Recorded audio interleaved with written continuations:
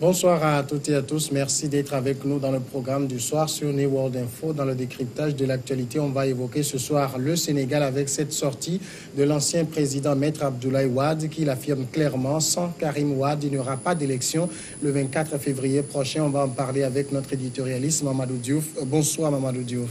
Bonsoir Samuel. Le président Abdoulaye Wade a accordé depuis sa résidence à Versailles une interview à la Sen TV et dans sa déclaration, il a menacé la tenue d'une élection sans la participation de son fils et a appelé les Sénégalais à la résistance. L'ancien président de la République s'est prononcé donc sur l'élection présidentielle du 24 février prochain. Loin d'annoncer son soutien à l'un des différents candidats, il a plutôt donc menacé la tenue d'une élection le 24 février et appeler les Sénégalais à la résistance pour Maître Abdoulaye Wade. Sans la candidature de Karim Wade, il n'y aura pas d'élection au Sénégal le 24 février prochain. D'abord, Mamadou Diouf, est-ce que vous reconnaissez Maître Abdoulaye Wade dans cette rhétorique? Oui, on le reconnaît. On se pose des questions peut-être par rapport à l'âge. Mais on était encore plus jeune en 1988. C'est ce même genre de discours qu'il tenait pour galvaniser les jeunes que nous étions à l'époque, pour nous faire croire au SOPI, qui est le changement pendant qu'il s'opposait en particulier au président Abdou Diouf. Donc, pour quelqu'un qui connaît Wade, on n'est pas du tout surpris par la teneur du discours. Maintenant, pour un ancien président, qui est quand même un statut particulier, là, ça pose problème. Pour quelqu'un qui a plus de 90 ans, là également, ça pose problème. Mais bon, comme on dit, quand vous chassez le naturel, il semble qu'il revient au galop. Mais là, Maître Abdoulaye Wade est clairement dans la défense de son fils. Là. Mais c'est l'erreur qu'il a commise depuis des années et qu'il continue de commettre encore.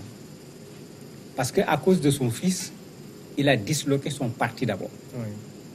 Puisqu'il ne faut pas qu'on oublie que le président actuel, qui est candidat à un second mandat, était dans le PDS, il a été le premier ministre de Maître Abdoulaye Wade, il a été le président de l'Assemblée nationale, et il a été chassé, parce que c'est ça l'expression, à cause du fils d'Abdoulaye Wade. Idriss Seck a été premier ministre, il est candidat à ces élections, il était dans le PDS, lui également, il a été chassé à cause du fils d'Abdoulaye Wade. Maître Madi Kenya, il est candidat parmi les 5. Il a été pratiquement chassé du PDS dans les mêmes conditions, parce qu'il a proposé que sa candidature soit une candidature alternative au cas où Karim Wade ne serait pas candidat. Wade a dit niet de façon catégorique. Et aujourd'hui, sur les 5 candidats, vous avez 3 candidats qui sont dus à cette attitude que le président de la République a en mettant son fils devant, de sorte que parfois on se demande est-ce que c'est un parti ou bien c'est une affaire de famille qu'on est en train de gérer. Et c'est comme s'il n'a pas tiré la leçon parce qu'il continue actuellement dans le même sens pour ce qui concerne les élections, alors qu'il est clair que candidat, ce n'est même plus la peine d'en parler pour ce qui est de Karim. Ces propos interviennent quand même au début de la campagne pour la présidentielle du 24 février. Le moment est stratégique selon lui? Mais bien sûr, il veut faire monter les enchères. Il veut faire monter les enchères parce qu'on l'avait vu revenir pendant les élections législatives, soutenir une coalition dans laquelle se trouvait son parti. Tout le monde connaissait la stratégie à l'époque, essayer d'avoir la majorité à l'Assemblée nationale et gracier son fils. Ça n'a pas marché du tout. Parce que le PDS, en coalition avec d'autres partis, a pu avoir qu'un seul groupe parlementaire. C'est-à-dire moins que ce que le PDS avait d'habitude quand il partait tout seul au niveau des élections. Donc ici, par rapport aux élections, c'est un moment d'effervescence. Au Sénégal, la politique, c'est une véritable foire. Donc c'est encore un moment pour lui pour venir à la limite jouer au perturbateur pour rappeler aux gens qu'il n'est pas d'accord avec la situation dans laquelle se trouve son fils. Mais bon, il a fait tellement de promesses qui ne sont pas tenues que peu de gens y croient. Quand on a commencé à poursuivre son fils, il avait dit personne n'osera l'arrêter. Il a été arrêté. Quand il a été arrêté, il a dit personne n'osera l'emprisonner. Il a été emprisonné. Quand les élections se sont approchées, il a dit personne n'osera l'empêcher d'être candidat. Il a été empêché. Il avait dit avec son fils, ils vont venir à Dakar tous les deux ensemble. Et si on attrape son fils à l'aéroport, il va se suicider même sur place. Lui, il part, son fils ne vient pas. Donc, y a une sorte de show à la Wade, bon, que ceux qui suivent la classe politique sénégalaise depuis très longtemps connaissent très bien. Bon, il viendra égayer la galerie parce que quand il parle, les gens viendront écouter. Parce qu'en fait, certains aiment le voir parler, critiquer, parce qu'en termes de verbe, ce n'est pas seulement un avocat, c'est quelqu'un qui a réellement du verbe quand il s'adresse aux populations. Et il devient une bête de foire? Ben, ça va être malheureusement ça. Alors qu'à son âge, il aurait vraiment pu penser à autre chose.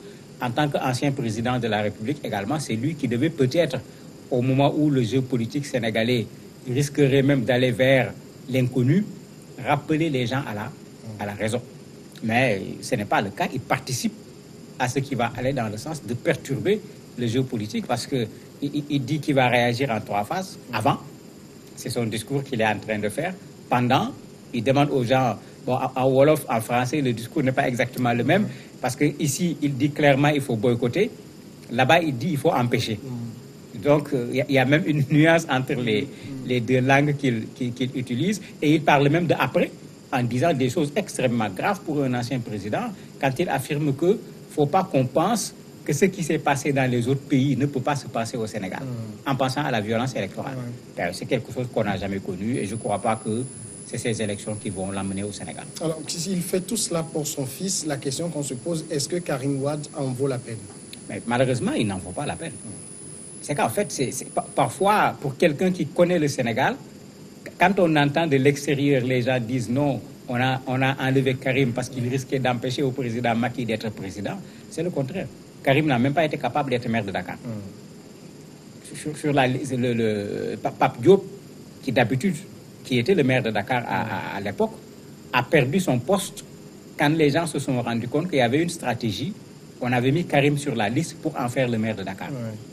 Alors que c'est celui qui tenait Dakar à l'époque et qui aurait pu emporter la mairie s'il était clair que les gens votaient pour la personne de Pape Diop. Quand on a voulu remplacer par Karim, ils ont raté les élections. Le dernier mandat du président Wade, quand il a participé aux élections, Karim a perdu dans son bureau de vote, il a perdu dans son centre de vote. Donc, à part le fils du président, je ne vois pas quelque chose au Sénégal où on peut dire que ça, c'est Karim. Il n'y en a pas. Donc, c'est un peu le fils du papa, c'est ce qui lui donne cette première place dans laquelle il semble vouloir se mettre. Mais Karim lui-même sait que s'il doit faire face aux Sénégalais, c'est clair qu'à part peut-être quelques gens du PDS qui vont le suivre, il n'aura pas les Sénégalais derrière lui. Et pourquoi Karim lui-même, il ne mène pas cette bataille et laisse la bataille être menée par son père? Karim ne peut pas mener la bataille. Karim ne peut pas faire face aux Sénégalais parce que Karim n'a jamais fait face aux Sénégalais. Même ministre, il fuyait les journalistes. Il venait faire une déclaration, dire merci, partir. Tout le monde se plaignait. Les journalistes le bousculaient même pour lui dire il faut qu'il parle le Wolof parce que les Sénégalais veulent l'entendre. Ils n'ont jamais réussi à lui faire parler le Wolof, de sorte que les gens ont conclu que il ne peut pas s'adresser aux Sénégalais parce que si tu veux parler aux Sénégalais en français uniquement, tu t'adresses à un bout des Sénégalais. Les Sénégalais aiment qu'on leur parle dans la langue qu'eux-mêmes ils parlent. Donc autant d'éléments qui font que en plus, il n'a pas du tout le charisme de son père. Et c'est pourquoi tout le monde a reproché ça au père pendant longtemps. Mais pourquoi il veut descendre dans l'arène à la place du fils? Qu'il le laisse descendre, qu'il vienne montrer de quoi il est capable. L'arène est là, l'arène est ouverte. Il n'y a pas de souci pour que Karim se présente au niveau de l'arène. C'est un Sénégalais comme tous les autres Sénégalais. Mais on l'a constaté sur toute la ligne. C'est plutôt papa devant et le fils derrière. Et est-ce que Abdoulaye Wade lui-même a compris aujourd'hui que le Abdoulaye Wade d'il y a 10 ans n'est plus le même aujourd'hui? Malheureusement, on a l'impression que non. C'est d'ailleurs la réponse que lui a donnée le président Macky Sall en disant que quand c'est fini, il faut savoir que c'est fini. Il ne l'a pas cité, mais c'était une façon de lui montrer que ce qu'il était capable de faire dans les années 88, qui pouvait faire trembler le pouvoir de Abdou Diouf, c'est terminé. J'ai cité tantôt des gens, 3 candidats parmi les candidats aux élections présidentielles font partie du parti de Maître Wade. Si on n'avait pas recalé les candidats avec les parrainages, on se retrouverait avec pratiquement une dizaine de candidats issus du PDS, dont Pape Diop, dont je parlais, qui a été président de l'Assemblée nationale, Samuel Sarr, qui a été ministre de l'énergie, etc. Donc c'est pour dire que même le PDS ce n'est plus le PDS qui avait été laissé ici. Le PDS est disloqué, certains sont allés créer leur parti, et une partie de ces gens du PDS sont allés rejoindre le président de la République, carrément. D'autres sont en train d'aller rejoindre un autre candidat comme Idriss Seck. D'autres, pour le moment, ne se sont pas encore prononcés pour qu'on sache dans quelle direction ils vont aller. Donc, Wade ne peut plus mobiliser les Sénégalais comme il les mobilisait auparavant. Alors, aujourd'hui, la stratégie du Karim ou rien, est-ce que les Sénégalais arrivent à comprendre ce que ça veut dire? Non, pas du tout. Les Sénégalais ne comprennent pas du tout que Wade, à son âge, vienne encore se mêler à la question politique. Les Sénégalais comprennent moins qu'il veuille faire la bataille à la place de son fils. Au Sénégal, on dit que quand on te gifle, c'est à toi de rendre la gifle. Il ne faut pas aller chercher quelqu'un pour le faire à ta place. C'est ça notre culture. On ne délègue pas un combat à une autre personne. On assume soi-même le combat qu'on doit assumer. Donc ça fait que les Sénégalais n'ont pas compris. Et les Sénégalais n'ont également pas compris qu'ils soient dans cette logique de boycott parce que ceux qui veulent faire partir le président Macky Sall, ils s'attendaient à ce que Wade apporte son soutien à bien sûr pas le président de la République. En demandant aux gens de boycotter, tout le monde sait que dans une élection, l'ancien président, quand il est candidat, généralement quand on boycotte les élections, qui en bénéficie? C'est le président sortant. Donc en fait, comme l'a écrit une des presses du Sénégal, en boycottant, Wade fait élire Macky Sall. Bon, à ce moment, ça n'a également pas de sens par rapport à ce que lui, il s'est fixé comme objectif puisqu'il veut dégager le président de la République. Donc même quand on lit sa stratégie, quelque part, il y a des problèmes. C'est pourquoi l'ancienne première ministre taquinait en disant qu'il faut comprendre, c'est peut-être lié à l'âge. Alors, pour Madické Niang, qui porte quand même aujourd'hui les couleurs du PDS, Maître Abdoulaye Wade l'a clairement menacé et l'a enjoint d'arrêter d'utiliser les couleurs du parti. Oui, le PDS n'est pas candidat. Si le PDS était là, en se présentant, on ne peut pas prendre la couleur d'un parti qui est déjà là. Puisqu'il y a des règles. Qui avait pris la couleur en premier, il y a une façon de faire pour qu'il n'y ait pas de confusion entre les partis. Maintenant, l'autre problème, Madické continue à se considérer comme un militant du PDS. Parce que comme je l'ai dit tantôt, il se considère comme un candidat au cas où Karim ne le serait pas. Et à l'intérieur du PDS, il y a quand même des gens qui le soutiennent. Maintenant, à qui appartient le PDS, c'est peut-être la question qu'il faut poser dans ces conditions. Est-ce que c'est un parti démocratique où tout le monde a une part, ou bien ça appartient à quelqu'un qui décide de qui est dedans et qui n'est pas dedans? C'est là où se pose le vrai problème et il ne pourra pas empêcher à Madické de continuer à utiliser les couleurs du PDS. Mais ces sorties d'Abdoulaye Wade, est-ce que ça va profiter à Madické? Bon, ça peut lui profiter parce que quoi qu'on dise, parmi les candidats qui sont là, Madické est celui qu'on peut considérer comme l'allié fidèle de Maître Abdoulaye Wade. Toutes les fois qu'il a été emprisonné, parce que Wade a eu des problèmes au Sénégal, c'est lui qui était son avocat. Le procès pratiquement de Karim Wade, c'est Madické qui était l'avocat. Quand Wade revenait au Sénégal, c'est chez Madické qu'il logeait parce qu'il avait cédé sa maison à Karim et la maison avait été reprise dans le cadre de l'argent qu'il doit rembourser. On a pris ses biens, parmi lesquels cette maison, etc. Donc il y a tout un ensemble d'éléments qui font que c'est Madické qui devait être le candidat du président Abdoulaye Wade. D'autant plus qu'il lui a écrit une lettre en privé pour lui proposer cette candidature alternative. Et Wade a eu une attitude que personne n'a compris.